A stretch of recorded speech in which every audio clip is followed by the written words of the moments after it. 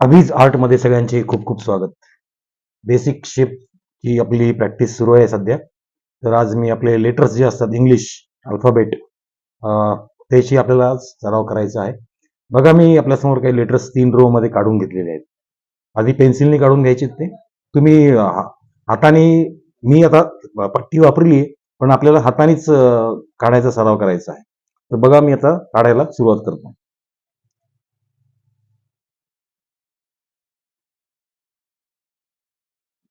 Elementary आणि intermediate दोन्ही परीक्षेसाठी लेटरिंग हे कंपल्सरी आहे. एक नाव दिलेलं असतं आणि ते नाव आपल्याला इंग्लिश किंवा मराठी भाषेमध्ये आपल्याला काढायचं असतं. याच्यानंतर आपण मराठी अक्षरांचा पण सराव करणार आहोत. नक्की सराव करून बघा तुम्ही घरी.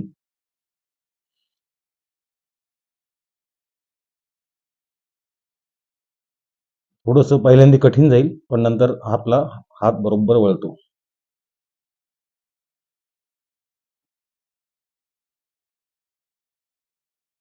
जेव्हा आपलं कलरिंग सुरू होईल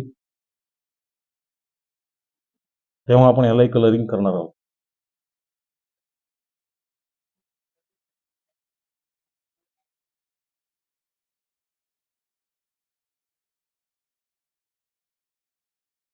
अशाच रीतीने आपल्याला सगळे अक्षर काढून घ्यायची आहेत.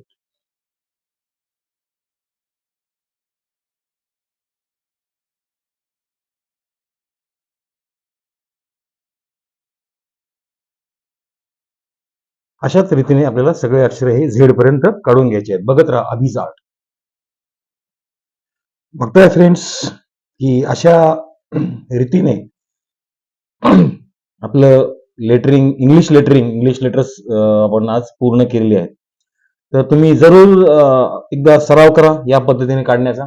एक ठराविक मापाची एक रो काढून घ्यायच्यात आणि त्याच्यामध्ये लेटर्स डबल लाईन मध्ये आपल्याला ते काढून घ्यायचे आहेत.